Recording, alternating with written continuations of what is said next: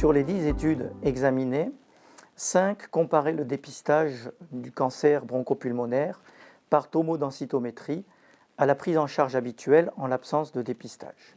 Seules ces 5 études sont donc pertinentes pour le contexte français. La seule étude pilote menée en France n'a pas abouti à une évaluation complète, probablement du fait des difficultés à atteindre et convaincre les personnes les plus à risque à participer au dépistage.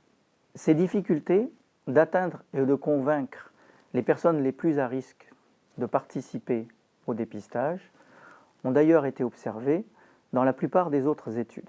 Ces difficultés rendent difficile l'identification de quelle population devrait être ciblée par un programme de dépistage.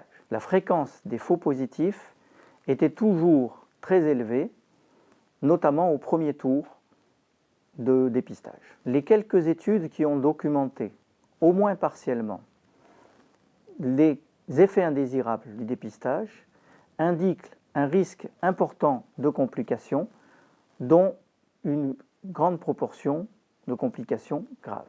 Seule l'étude américaine NLST indique qu'un dépistage par tomodensitométrie pourrait être associé à une diminution de la mortalité.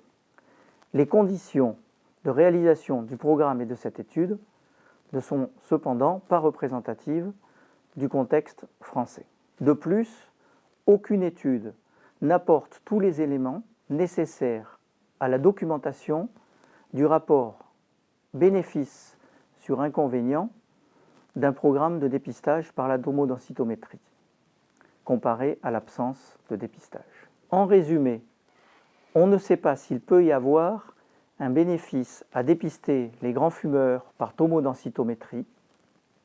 De toute façon, on ne saurait pas dire ce que devrait être un tel programme, quelle population à risque ciblée et comment atteindre ces personnes.